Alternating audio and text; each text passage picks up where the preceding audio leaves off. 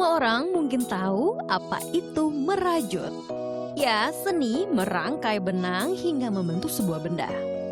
Bisa menjadi baju, shawl, atau topi. Klasik dan hangat jika dikenakan. Kelas merajut belakangan banyak dibuka, salah satunya di sini. Para pencinta seni rajut berbagi ilmu. Kali ini materinya knitting. Knitting ialah teknik merajut benang menggunakan 2 jarum. Jarumnya bukan jarum biasa, tapi jarum khusus sulam yang kedua jarumnya terhubung oleh tali plastik.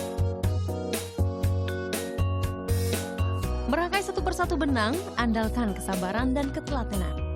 Karena jika salah, harus membongkar lagi dan mengulang rajutan dari awal.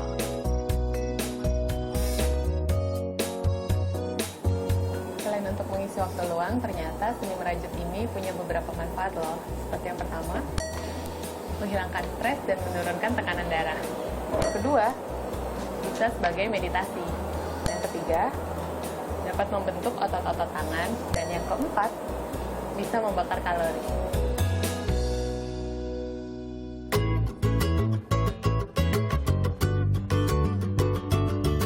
Rajutan yang dibuat peserta beraneka ragam.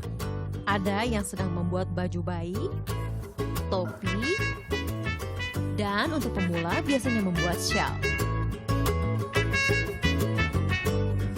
Kelas ini dibuka untuk siapa saja yang berusia 13 tahun ke atas hingga lanjut usia.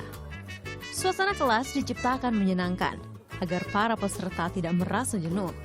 Tak perlu minder jika belum mahir, karena peserta di sini saling memotivasi dan mengajarkan satu sama lain. Dengan mengajar itu saya justru belajar lebih banyak. Kalau saya hanya belajar sendiri, itu yang saya dapat malah lebih sedikit. Kenapa? Karena dengan banyaknya yang belajar, nanyanya banyak, bertanya banyak. Pola yang mereka berikan ke saya juga banyak. Mereka juga kadang bawa pola sendiri kan. Jadi jangan dikira kita yang mengajar ini lebih pinter, enggak. Justru kita juga belajar. Dan yang unik dari kelas merajut ini, giant knitting. Giant knitting baru pertama kali dicoba di kelas ini. Alat ini langsung diimpor dari Jepang.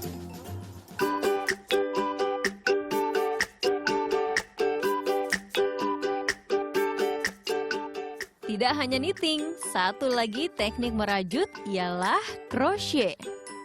Kalau crochet, jarum yang digunakan hanya satu, namanya hakpen. Dialah Cecilia, perempuan muda yang biasa disapa Cecil. Ia sudah 2 tahun belakangan menekuni seni merajut benang khususnya crochet. Dan crochet yang ia buat, ia fokuskan membuat boneka amigurumi. Ada beraneka ragam boneka amigurumi yang Cecil buat. Untuk tipe benang, Cecil menggunakan 2 bahan berbeda agar amigurumi lebih berkarakter. Yang pertama, ia menggunakan benang katun. Nah, untuk boneka yang berkarakter bulu, ia gunakan benang fur. Tahap pertama membuat amigurumi harus selalu diawali membuat crochet bulat dan diisi dakron untuk membuat boneka berisi.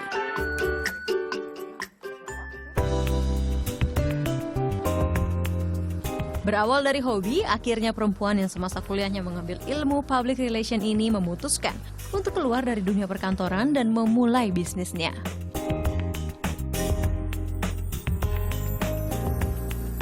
Kalau crochet sendiri memang sebenarnya basic saya sudah bisa, gitu. Cuman mendalami pembuatan bonekanya aja. Kalau boneka amigurumi itu kan ada ciri khasnya sendiri ya, tekniknya handmade, kelihatan sekali patternnya itu handmade, originalitasnya lebih nyata gitu ketimbang kalau kita lihat boneka yang produksinya massal di pasaran itu kan terlihat meskipun buatan tangan tetap menggunakan mesin.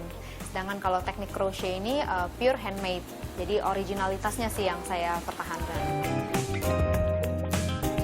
Dalam membuat boneka karakter seperti ini misalnya, Cecil terinspirasi dari tokoh Ninja Turtle yang ia tonton dari film. Lalu ia kembangkan menjadi boneka amigurumi yang imut dan lucu. Ia biasa membuat pola sendiri, menuliskannya dan menggambar sketsanya. prospek penjualan di dunia online, Cecil memulai bisnis amiguruminya di Instagram. Iris Cecil, ia pilih sebagai nama akunnya.